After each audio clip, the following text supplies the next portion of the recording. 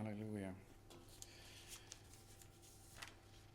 Oleme hetkeks veel palves, enne kui me sõnasse läheme. Kallis taevane Isa, me tõesti täname sind, nüüd kus me oleme ülistanud sinu nime ja kus on nii tuntav ja selge see, et sina oled meie keskel.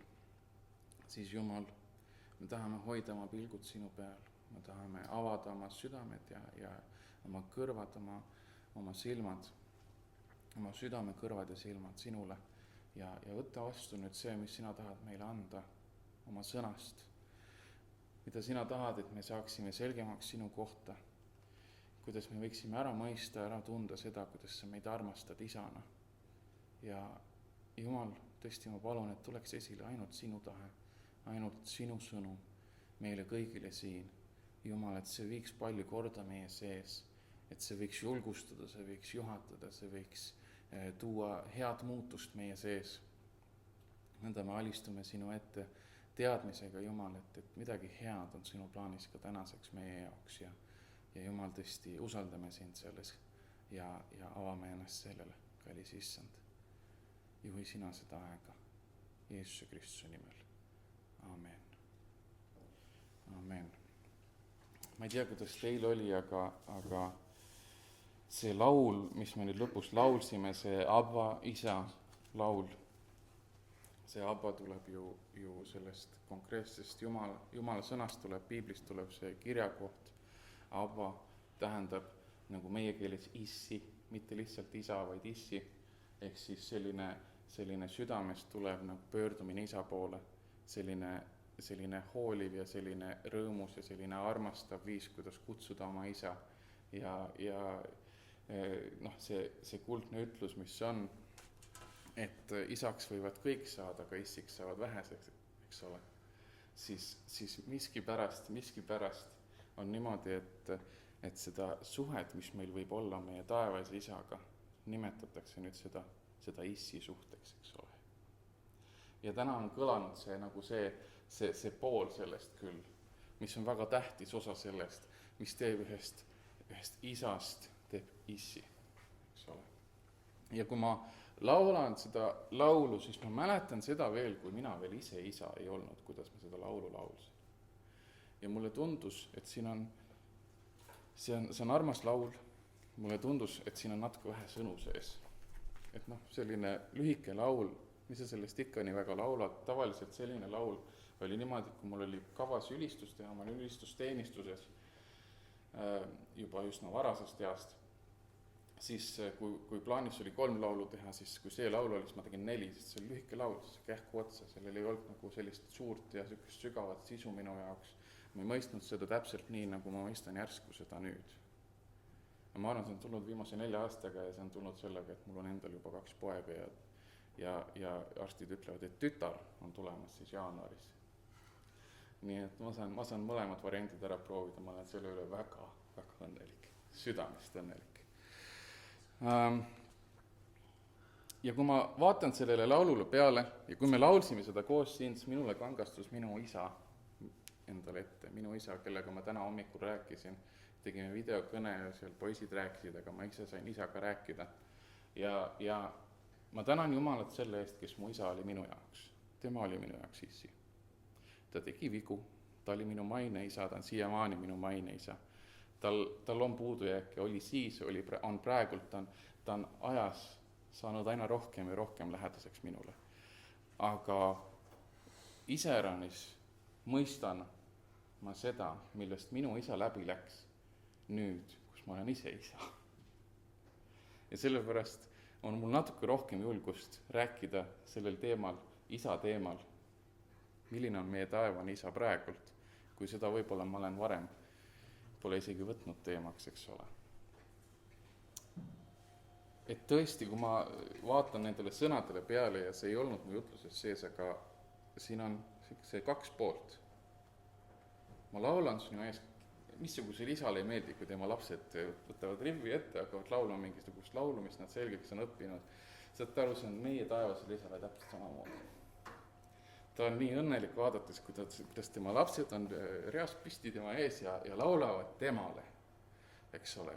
ja mina sain käia siin isadepäeva matkal siin reedel oma lastega, see oli niisugune esimene päriselt niisugune isadepäeva üritus, kust ma sain osa võtta niimoodi, nad on varem väiksed olnud, ei olegi väga olnud seda võimalik niimoodi teha, aga see oli niisugune esimene, see oli nii lahe minu jaoks, nii tore aeg oma lastega koos. Ja siin on see 2 väga lihtsat asja, mida siin laulus öeldakse. Sind armastan, väga tähtis igale isale, et oma lapsed ütlevad, et ma armastan sind. Ja minu lapsed on hakanud viimasel ajal ütlema mulle ka seda, et siis nad ütlevad niimoodi, et nad ei pöördu sinu poole nagu issi. Ja nende jaoks on huvitav öelda mitu korda issi. Ma ei tea, mis loogika see on, kas see on nagu mina olen pärandanud, et aga nüüd ütlevad siis niimoodi, et Christopher, algul ehmatad ära, eks ole, mis nüüd juhtus? Issi öeldakse ikka, vahest nad ütlevad Emmeile ka samamoodi Reesa ja siis nad ütlevad sellele järgi, miks nad ütlesid selle nime, ütlevad, sa oled hea issi. Reesa, sa oled hea emme. Ja saate aru, siis sa sulad, eks ole, korraks ehmatad ja siis on pingelangus, kõik on hästi. Ja see on selline viimase aja teema, sind armastan, väga tähtis. Jumal tahab, et meil oleks see armastav suhe isa ja lapse vahel. Ja teine asi, mis siin on selles laulus, sind austan ma. Ja see räägib rohkem isa rollist, eks ole. Sellest, mis on isa roll isana peres, kus on isa, ema ja lapsed. Ja piibel kirjeldab Jumalat väga erinevatel viisidel tegelikult, mitte ainult isana. Kirjeldab seal, kuna ta on veel 3 ainusu, eks ole, siis tal on see püha vaimu pool, poja pool, eks ole, ja siis on poeg on peikmees, siis püha vaim on seal advokaat, eks ole, igasugused erinevad mingid võrdpildid Jumalast, et meie mõistaksime rohkem, kes ta on. Aga üks väga keskne on see, et isa, poeg ja püha vaim, meil on isa, taevane isa. Ja meil oli tõesti üks arutlus, üks väga selline huvitav arutlus, meil oli, kui see oli see äratuspäevad, meil oli ülistustiim elas meie juures, meil olid veel külalised seal, kes olid appi tulnud tol ajal, oli üsna keeruline aeg ka meie peres, sest Reesa oli just nagu haige, eks ole, aga meil oli, köögis oli siis mingi söömaaeg, osadus, me rääkisime omavahel sellest, kuidas kuidagi algas, ma arvan, see vestlus sellest, et kuidas on, et naisterahvastel on lihtsam suhestuda Jeesusega kui peigmehega, kui et meestel on Jeesusega suhestuda kui peigmehega, et meie kogudus on pruut, eks ole, ja seda on raske mõista, aga naistel on lihtsam mõista, et miks see nii on ja meil oli niisugune suur arutelu ja tol hetkel oli nagu niisugune ilmutus ka minul rääkida sellest, et aga piibel ütleb, et Jumal on kõik kõiges. Tema on meile täiuslik kõigis valdkondades. Igaks olukorraks me saame pöörduda Jumala poole. Kas meil on vaja seda ema hellust või isa juhatust, mis iganes varianti, või on meil vaja seda lohutajat, kes on püha vaim, või on meil vaja tarkust, mis on sõnas, mis on läbi Jeesusega, mis ta tuletab meile meelde püha vaim. Jumal on kõik kõiges, täiuslik. Ja me peame seda mõistma ka selles tähenduses, kui me räägime isa rollist Jumala eeskujul.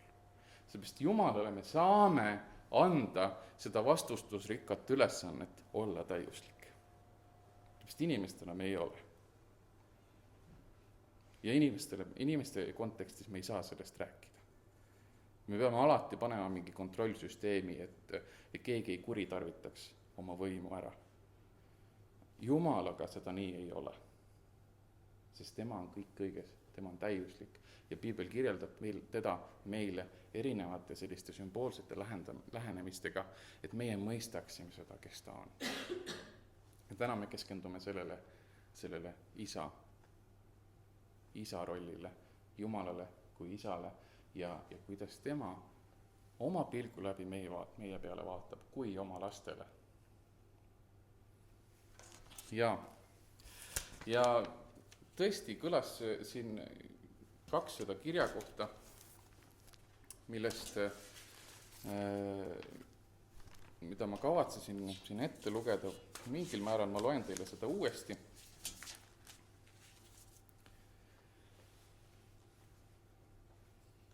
Sellepärast, et on vaja, et see sõnum tuleks esile, aga julgustan teid sellepärast, et tõesti Taimi luges ette see Hebra kirja loo, eks ole, siis ma istusin seal ja mõhelesin natukene ja siis tuli Kristel ette ja luges ette need 2 kirjakohta, kus nagu vastanduvad natukene sellele kirjakohale. Nii et see nagu natuke kinnitab mind selles mõttes, et sõnum on terviklik, eks ole, kaheküljeline. Ja alustuseks ma küsin teie käest, mis on teie arvates üldse isa roll?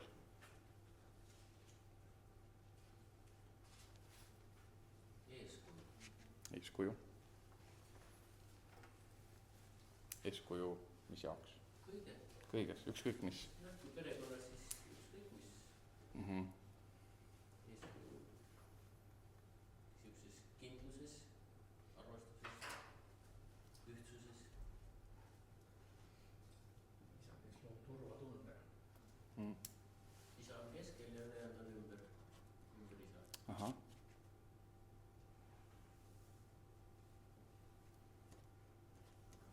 Kui keskpunkt on nõrk, siis on see ring ka ümber nõrk. Ja. Kui on tugev, siis on kõik tugev. Ma mõtlen, et kui tihti sa seda näed meie maistes peredes, et isa on keskpunkt. No, ta on, aga kui ta on siuke nõrk keskpunkt, siis ring ümbert laguneb ära. See on nagu siuke indikaator. Ja. See isa pilt on indikaator, selle järgi näed ära kohe, mis muu ülejäänud see komplekt on. Ma lihtsalt, kui ma mõtlen selle peale siin, eks ole, siis mulle tundub, et me tähistame ikkagi seda emadepäeva tihtipeale nagu suurejoonelisemalt kui isadepäeva.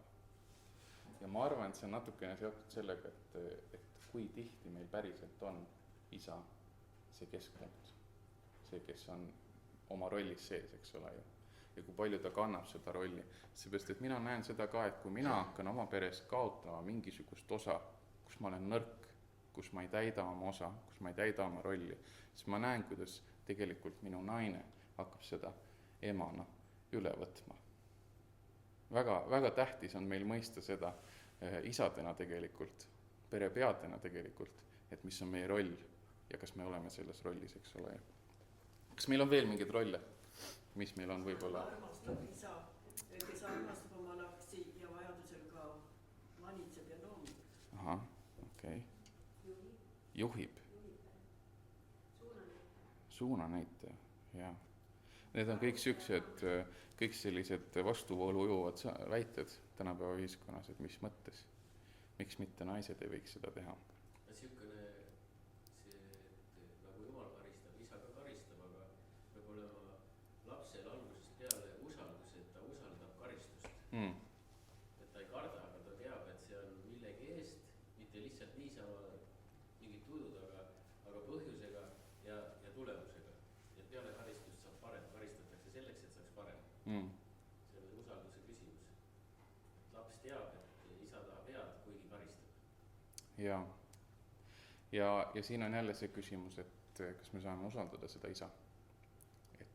Et see, mis ta otsus on, see, mis tema reaktsioon on, et kas see on ka hea. Ja sellepärast meil ongi vahest, me räägime justkui nagu oma maistest isadest, et meil on nagu sellised isad, kes on nagu head isad ja nagu isad, kes ei ole nii head, kes ei täida või ei ole osalenud oma rollis või kes ajaga kasvavad tegelikult. Ja mina näen seda, et mina ka näen, et ennem kui mina isaks sain, siis ma teadsin täpselt, mis ta valesti teeb. Ma mäletan seda, kuidas oli üks periood meie elus, kus hakkasid kõik autojuhilubasid saama. Mina sain autojuhiload, ema sai enam-vähem samal ajal autojuhiload, ta oli tükk aega siis ilma hakkama saanud, ja siis sai minu venda autojuhiload, lõpuks olid minu õed ka, eks ole. Kõigil olid autojuhiload, kõigil oli värskelt käidud koolis, nad teaksid täpselt, kuidas liikluses tohib ja ei tohi käituda. Ja oi, kuidas siis hakkas isal raske elu pihta. Siis me teaksime väga täpselt, kus ta eksib. Me olime kogu aeg, tal elasime seljas, et jälle sa ületad kiirust, siin sa suunda ei näita, no mis siis, et ei ole kellelegi näidata, pead näitama, siuke reegel on. Me teadsime väga täpselt, kuidas isa asju peab ajama. Ja kõigele lisaks me teadsime enne seda ka, kuidas emaga peab käituma. Me olime isa suhtes tihtilugu kriitilisemad, kui mina praegult tunnen, et võib-olla see kriitika oli teatud mõttes õige, teatud mõttes. Seepärast, et ta on inimene, ta eksib, tal on ka vaja kasvada ja nii edasi. Aga nüüd ma vaatan nagu teise pilguga selle peale, natukene. Ma ei ole ise täiuslik isa, ma ei ole ise täiuslik inimenegi. See ei saa olla võimalik, ma saan kasvada, ma tean, saan teha järeldusi. On suur erinevus selles, et teada, milline see isa peab olema, kui et teada, kuidas selline isa olla. Väga suur erinevus. Aga Jumal saab meile selles olla väga-väga heaks eeskujuks isana. Ja ma mõistan ka mitte ainult seda, kuidas minu isa, kui palju ta ohverdas ennast, kui palju ta ohverdas enda unistusi, enda aega, vahest isegi aega meiega, et selleks, et meil oleks kodu, et meil oleks toit laual, et meil oleks kõik, mida me eales vajaksime, siis tegelikult isa üks rollidest on ka pere ülal pidada, varustada, eks ole. Varustada, kaitsta, siin kõlas distsiplineerimine, kõlas juhatamine. Need on kõik väga tähtsad ja kesksed rollid, mis on isal. Ja kui neid ei ole, siis üldiselt ongi nagu asjad üsna kehvasti. Siis ei ole isa oma rollis sees.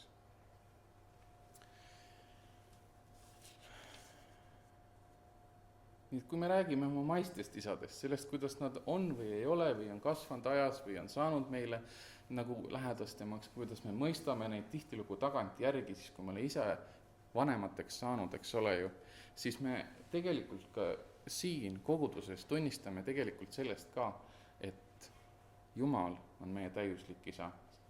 Ja kui sul ei ole olnud seda isa, siis Jumalast sa leiad selle. Ja selleks, et nagu maalida veel natukene seda pilti paremini, selleks üritan kuidagimoodi kirjeldada sulle seda maailma, neid suhteid inimeste vahel, kuidas meie elud on isa pilgu läbi. Kuidas isa vaatab oma lastele, nende olukordadele, nende suhetele ja mida tema näeb ja mida tema tunneb. Ja selleks küsin ikkagi juurde veel, et kui me oleme rääkinud, mis on isa roll, siis mida soovib isa oma lastel? Kas keegi oskab pakkuda? Mida see on niisugune väga keskne, niisugune kõikehõlmav. Aga kui me lähme natukene veel kitsamaks nende näidetega. Parimat, et lastel oleks hea, nende vajadused oleksid kaetud, oleksid õnnelikud. Jah, rõõm. Nad saaksid elus hakkama. Jaa, väga hea. Isad oskavad vastata. Tunneksid, et nad on alati kodu oodatud. Ahah, väga hea, väga hea. Kust teil tuleb see? Et te neid asju ütlete, isad? 50 aastat õppinud ka juba. Oled jah? 50 juba, oi. Algusest peale, alguses vaatasin ja olin ise ja... Nii pidi jah? Ma mõtlesin 50 aastat juba isa olnud, see on natuke palju. Algusest tuli õppida niimoodi, vaatasid üles poole, siis oli see sama see. Nüüd võib-olla keegi vaatavad minu poole. Jaa. Ma olen siia ise ka neid asju kirja pannud ja enam-vähem sama. Ma tahaksin, et minu lapsed oleksid rõõmsad. Ma tahaksin, et neil oleks tarkust ja võimet eluga toime tulla. Ma valmistan neid ette reaalsuseks. ja see on väga tähtis erinevus selle isa ja ema rolli vahel tegelikult. Seepärast, et isa võib selle reaalsusega natuke vara peale lennata. Seepärast, et kui 3-aastasele lapsele hakkad õpetama elu ja surma, siis see on natuke vara vist. Kuigi meie lapsed on juba elu ja surma kohta üsna palju näinud, sest meil on maaelu ja nad nägid kõrvalt pealt, kuidas ma ühe lamba ära tapsin, 2. Ja see on selline huvitav roll, eks ole, selles mõttes, et siin seda kõike tasakaalustab see, mida Kristel siin ennem rääkis meile, need kirjakohad, ja me jõuame selleni. Vajadused oleksid täidetud. Need kõht täis, riided seljas, kõik. Sa tahad, et neil oleks alati, isegi siis, kui nad on kodust välja läinud, sa tahad, et neil oleks asjad korras, sa mõtled selle peale, sa uurid selle kohta, see on sinu südamele tähtis. See on see, mida isa soovib oma lastele. Kas sa tead, sa mõtled selle peale, kuidas Reeferi läheb Tartus? Ikka mõtled kogu aeg, jah.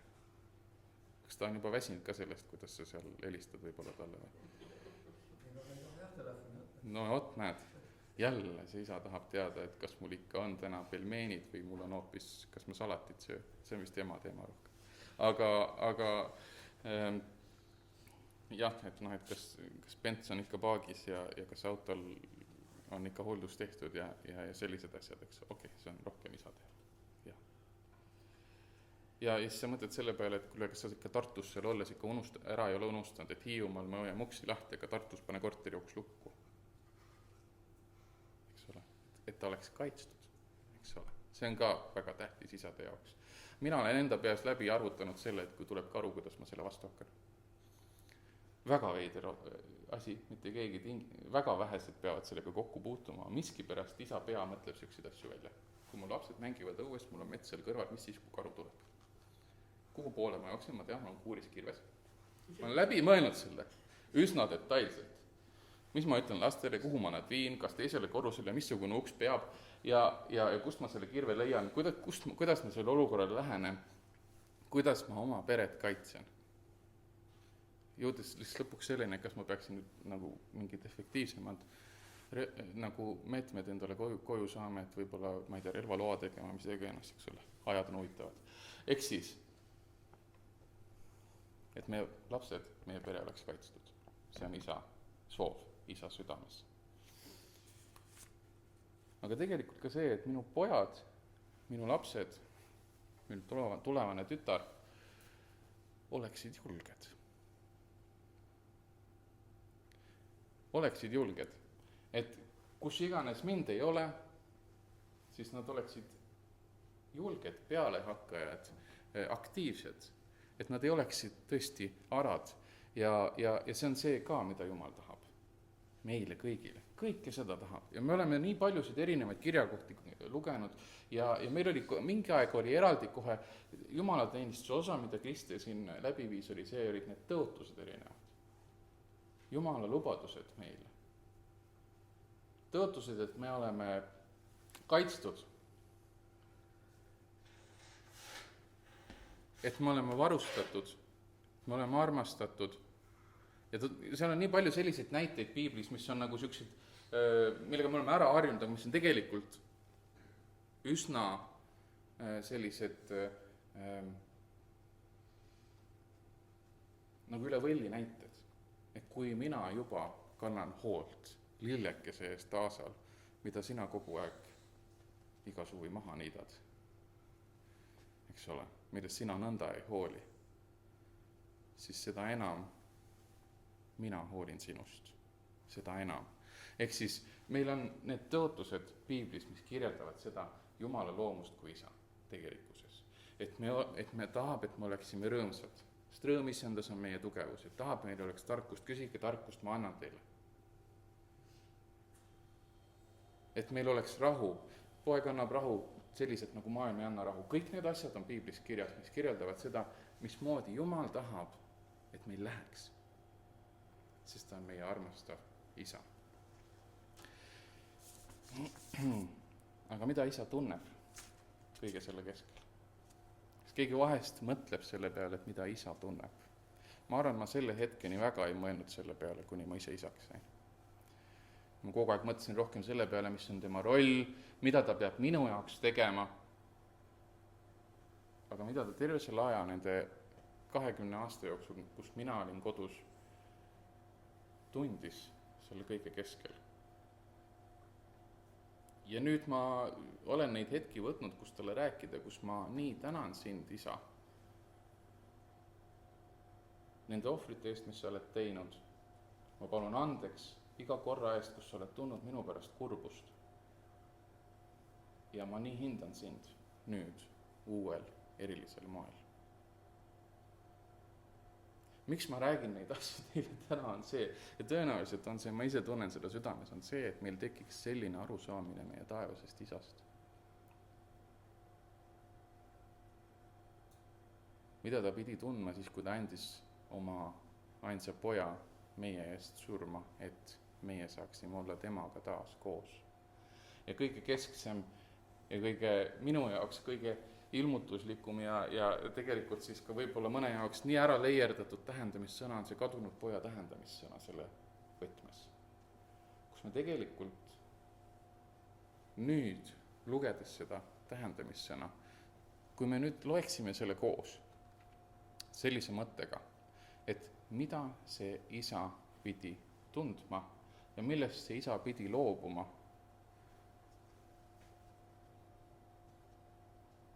kõige selle keskel, mida poeg tegi.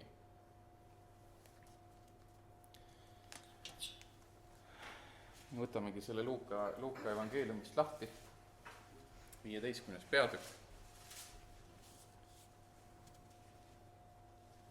Ja see on siis, võtame tähendamissõna kadunud pojast alates 11. ja loeme seda sellise hetkeni, kus ma tunnen, et see on piisavalt loetud. Ma arvan, me lõpuni praegu ei loe.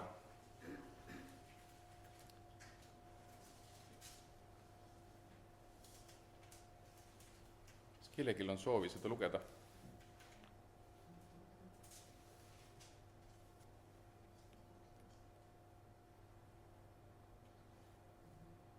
Reeka,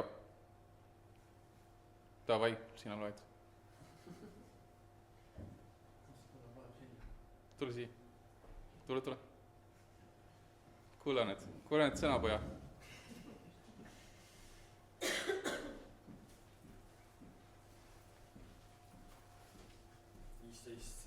Loe 15 ja siis ma ütlen stopp hästi kõva häälega, niimoodi, et sa esmatad. 15-11. Jeesus aga ütles, ühel inimesel oli 2 poega ja noorem neist ütles isale, isa, anna mulle kätte see osa varandusest, mis saab minule. Ja isa jagaski varanduse nende vahel. Ja juba mõne päeva pärast kogus noorem poeg kõik kokku ning reisis kaugele maale. Ja seal piljas ta ära oma vara, elades ohjeldamatult. Aga kui ta oli kõik ära kulutanud, tuli sellele maale kange nälg ja puudus hakkas temalegi kätte tulema. Ja ta läks ja poetas enda ühe sealt maa kodaniku juurde ning see saatis ta oma väljadele sigu hoidma. Ja ta püüdis oma kõhtu täita kõtradest, mida sead sõid ja ükski ei andnud talle. Aga kui ta mõtetesse jäi, siis ta ütles, kui palju palgalisi on mu isal ja neil leiba küllalt. Aga mina suren siin nälga. Ma tõusen ja lähen oma isa juurde ja ütlen talle, isa, ma olen pattu teinud taeva vastu ja sinu ees. Ma ei ole enam väärt, et mind su pojaks hüütakse, pea mind nagu ühte oma palgalistest.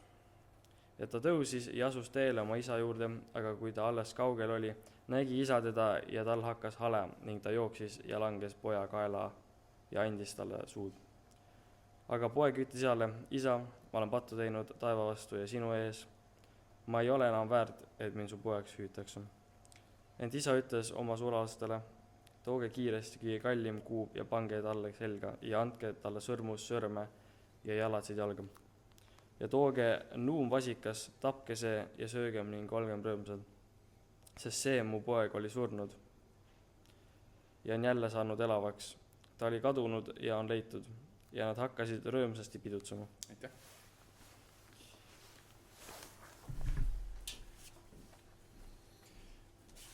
Sellest tähendamissõnast on väga palju jutluseid räägitud. ja see on nagu keskne sõnum sellest, mis on evangeelium. Jeesus rääkis selle tähendamissõna, et me mõistaksime seda isa käitumist selles olukorras, kus ta saatis Jeesuse siia ilma, selleks, et meie saaksime päästetud, aga Jeesus tõi selle tähendamissõna siis, et kirjeldada seda isa südant, isa pilku selles kohas tegelikult. Ja seda isa käitumist nagu vaimsel tasandil, aga et meie saaksime aru, kui väga Jumal meid armastab. Isana. Ja minu jaoks selle sõna kontekstis, mis ma täna teile räägin, jälle ma näen seda, kuidas Jumala sõna tuleb lugeda. Jumala sõna tuleb lugeda ootuses, et see tuleb esile mingi uus nurk. Mitte uus sõna otseses mõttes, et siin midagi uut kirjas oleks, vaid see, et sa mõistaksid iga päevaga, iga loetud sõnaga rohkem, kes on isa.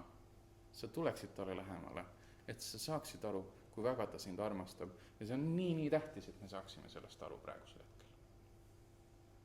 Sellepärast, et tol ajal selles kohas, kus nemad olid, mis oli kõige suurem varandus, materiaalne varandus, mis oli ühel perel. Siin ennem rääkis, kui sa loed sama peatükki, millest räägitakse. Tähendamissõnad kadunud lambast, kadunud rahast. Raha rahaks, aga üldiselt oli kariloomad, eks ole.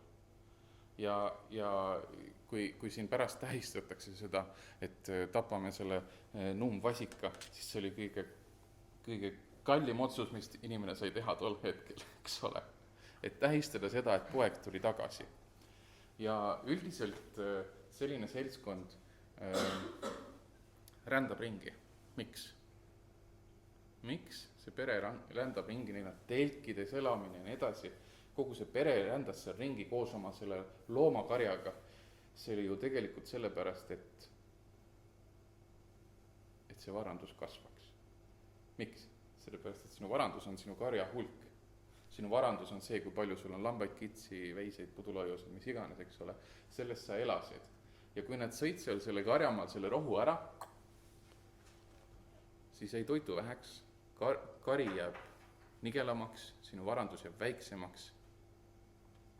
Ja veel mis on kõige enam oli see, et kuna isal olid need pojad, eks ole, 2 poega, räägib sellest loost, siis ta oli juba pool oma varandusest ju kaotanud. Ja andnud ära oma poegadele tegelikult mõlemale. Üks poeg oli jäänud tema juurde, siis tähendab seda, et see varandus jäi ka tema juurde, eks ole. See pere sai edasi elada. Aga pool tema varandusest läks minema. Ja me teame, et selles tähenduses oli see, kes ei tea, et poeg, kui ta ütles, et anna mulle juba pärandus ära, see tähendab seda, et pärandus saadi alati pärast surma. See tähendab seda, et nende suhe täielikult katkes. Isa oli surnud poja jaoks, poeg oli surnud isa jaoks. Sellepärast lõpus, kui poeg tuleb tagasi, siis isa ütleb, poeg oli surnud, ta on ellu ärganud. Midagi võimatut on juhtunud. Ja me tähistame seda. Minu jaoks, kui ma vaatan sellele seda, mis oli väga tähtis osa sellest Jumala pilku või selle Jumala pilgu läbi, kui isa pilgu läbi vaadata seda olukorda, mida võis see isa tunda, eks ole, ta tõenäoliselt tundis suurt kurbust ja leina, et tema poeg on surnud, sisuliselt seda. Veel enam see, et poeg ise vabatahtlikult seda tegi. Ütles, et isa, sa oled surnud minu jaoks. Minul on tänaseks päevaks juhtunud see, et minu poeg on öelnud mulle, et sa ei ole minu isa. Ma tean, et ütleb seda mõtlematult, ma annan talle selle andeks, aga see tegi väga, väga haiget mulle. Ta palus pärast minu käest andeks, ta ei tea, mis see tähendab. Ja me tihtilugu ka ei tea, mis see tähendab erinevad otsused meie elus Jumalale. Jeesus risti puu peal ütles Jumalale, anna neile andeks, nad ei tea, mis nad teevad. Ja Jumal vaatab meie elu peale täpselt samamoodi. Mida tunneb Jumal selles kohas? Mina tundsin väga suurt sükest kurbust. See tegi mulle väga haiget, kui minu poeg ütleb mulle, et sa ei ole minu isa. siis ta reageeris kuidagimoodi mingile olukorrale, kus ma teda võib-olla distsiplineerisin või nii edasi, ta sai pahaseks minu peale ja siis ta reageeris niimoodi, see oli tema lapselik reageerimine. Mõtlematu, ta ei teadnud, mis ta tegi. Ja isegi kui ma teadsin seda, siis see tegi mulle väga haiget. Aga see poeg siin, täiskasvanud poeg, eks ole, poeg, kes võis teha oma otsust ise, tegi selle otsuse, ütles oma isale seda otse ja mida tegi isa.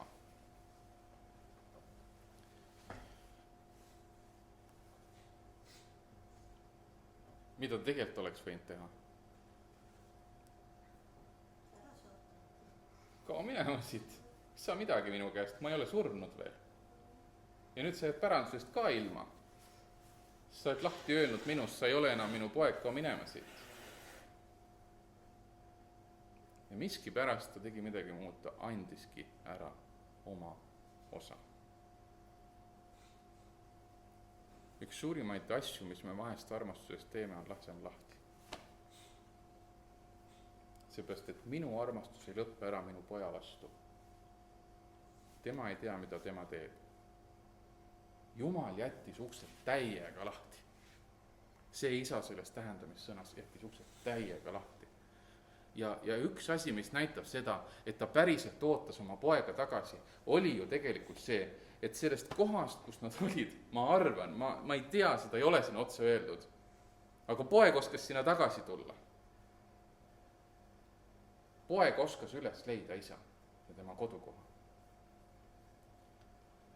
Ta pidi tegema ohvri ka selleks, et oodata oma poega tagasi. Ka Jumal on teinud seda ohvrit meie eludes. Siin oli ennem oli see tähendamissõna sellest, et ta jättis 99, et sellele ühele järgi minna. Tema südame hoiak on see, et ma ootan sind tagasi. Isegi kui see, mis sa tegid, oli ülekohtuna minu suhtes, ma tahan sind tagasi oma ellu. Kui sina ei taha mind, mina tahan sind edasi. Ja ta ootab seal ja ta näeb kaugelt poega tulemas, ta on palvel ka all. Pereisa ei olnud, see ei olnud tema ülesanne, eks ole. Olla kaitsta ja valvata, eks ole, see oli teiste juinsude ülesanne tavaliselt. Ja ta näeb kaugelt tulemas ja ta jookseb vastu. Erinevad asjad, mis kõik on, mida tegelikult tolle aja ühiskonnas, kui Jeesus rääkis seda tähendamissõnas, oli nonsense, oli täielik, nii ei tehta. Sellepärast, et kes on pere kõige aulisem isik, ohverdas oma aulise positsiooni täielikult. Tema jooksis vastu. Juhtusid seal see, et kui ta jookseb, pead oma rüüd tõstma, sinu jalga on näha, eks ole, teises kohas oli see täielik, piiblis on lugusid sellest, kuidas juhtus nagu, poeg nägi oma isa alastust nii-öelda, eks ole, see on halb asi, mis juhtub sellele isikule, kes seda niimoodi teeb, eks ole, see ei ole auline olukord, kus olla, aga ta otsustas vastu jooksida, ta otsustas seda teha ja vastu võtta oma poeg, riietada teha pidu tema jaoks, sellepärast, et tema ei jäänud selle kehva olukorra sisse. Jumal vaatab alati samm kaugemalt seda olukorda.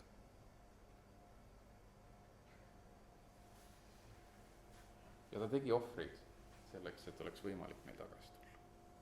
Ja tänase päevani on võimalus kõigil pöörduda selle pärast, et Jumal meid nõnda armastab. Ja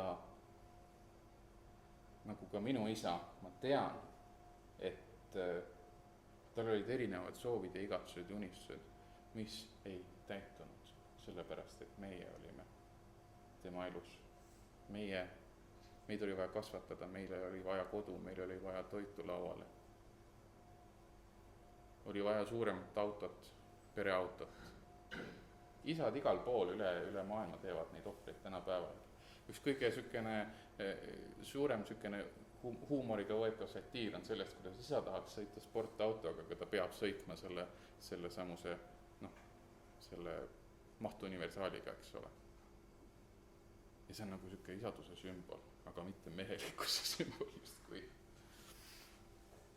Aga tegelikult kas on või ei ole, see on maailm on seda asja väänanud siia ja sinna ja mina leian, et isalikkus ongi mehelikkus.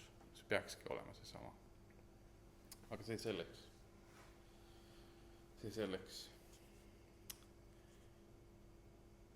See kõik lugu on ju seotud sellega, mis on piibli kaanest kaaneni üks sama lugu. Algas Eedeni aias sellega, et inimene eksis ja lahkus Jumalast. Ja sai kogeda esimest korda kokkupuudet maailmaga ilma Jumalata. Ja teine asi, mis oli minu jaoks väga-väga raske hetk minu elus, oli see, kui minu laps, minu esimene laps, sai kogeda esimest korda maailmakurjust. Ta oli kodus olnud, kaitstud olnud. Erinevad asjad võisid juhtuda, sa võisid haiget saada, kukkuda ja marraskil olla või mida iganes. See ei teinud nii palju südamele haiget. Kõige rohkem tegi südamele haiget siis, kui me olime praane peal ja teine laps täiesti ette teatamata ründas last. Võttis tagant kinni põskedest niimoodi, tiris taha. Ja see käis nii kähku, et ma ei suutnud seda ennetada. Nii ette teatamata. Ja see oligi mingi huvitav laps oli, ma ei tea, ma ei oska seda rohkem kirjeldada, see tundus väga veider, kuidas see laps järsku ründas minu last. See ei olnud ilma provotseerimata. Aga selline meie maailm vahest on, kus ilma Jumalata asjad juhtuvad. Ja selles olukorras olles ma läksin, lohutasin oma last. Ma ei teadnud, mida teha, kas ma hakkan nüüd seal räuskama ja karjuma ja riidlema kellegi, ma ei teinud seda, ma otsisin seda tagasi enda sees, ma lihtsalt lohutasin oma last. Ja minu südames oli suur kurbus, et ta pidi seda üldse kogema. Sellepärast, et minu kui isa süda oli see, et ta ei peaks eales seda nägemagi. Ja ma arvan, täpselt samamoodi oli Jumalaga, kui Edeni aias juhtus see, inimkond seda tegelikult ikkagi koges. Läks maailma ilma Jumalata. Ja nüüd Jumal sellepärast igatseb meid tagasi oma sooja embusesse, seal, kus on kaitstud, seal, kus on varustus, seal, kus on tegelikult ka see lugu, et kui me rääkisime siin nendest kirjakohtadest, milleni ma täna ei jõuagi, kus oli ühelt poolt see, et ta karistab ja teiselt poolt see, et ta ei tohi sellega liiale minna, eks ole, et lapsed ei läheks ka varaks, siis kodus pidid olema mingisugused reeglid, mida pidi järgima. Ja kui laps läks sealt minema, see pidi olema sellepärast, et ta ei tahtnud nende reeglite all olla. Aga see laps tuli tagasi, see poeg tuli tagasi, sest ta mõistis, et seal on hea olla.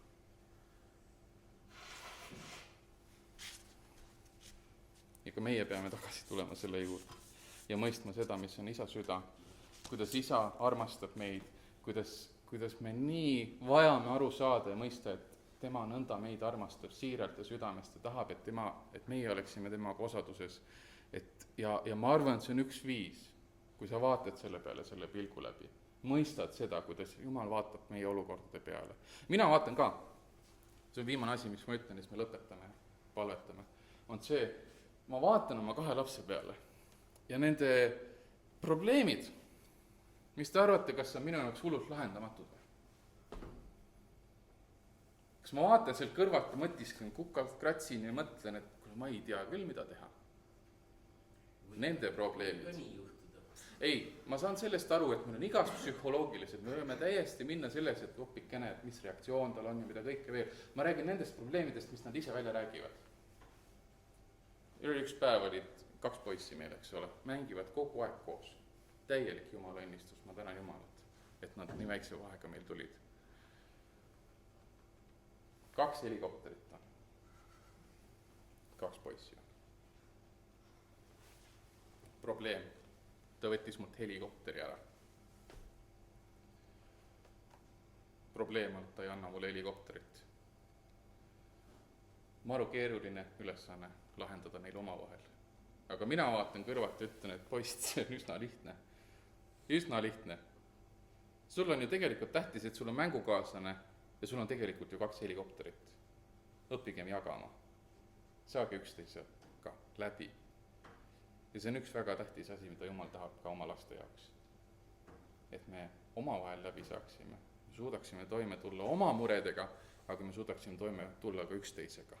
Et ta vaatab samamoodi niimoodi nagu taamalt seda probleemi ja tahab, et me laseksime tal selle lahendada, sest tema jaoks on need nõnda lihtsasti lahendatavad asjad. See võib olla meie jaoks täiesti ületamatu. Me võime olla nii emotsionaalsed mingite asjadega, mis on meie jaoks tunduvad täiesti võimatud. Aga täpselt nii lihtne on see Jumala jaoks selles olukorras lahendada, kui see 2 helikopteri probleem minu poistega, kus nad ei suutnud sellega toime tulla.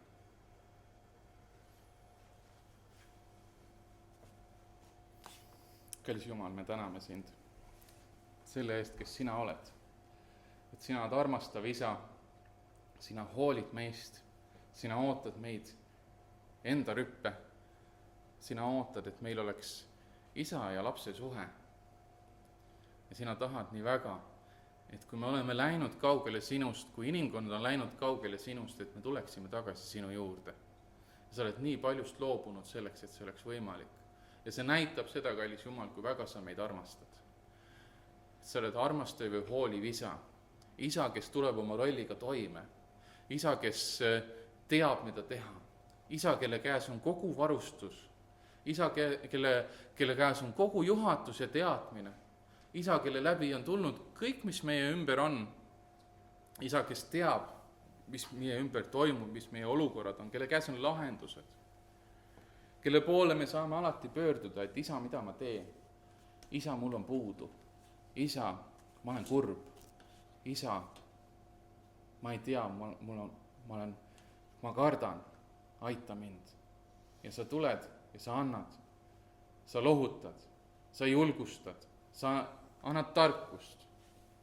Jumal, me tahame olla sinu lähedal tänasel päeval.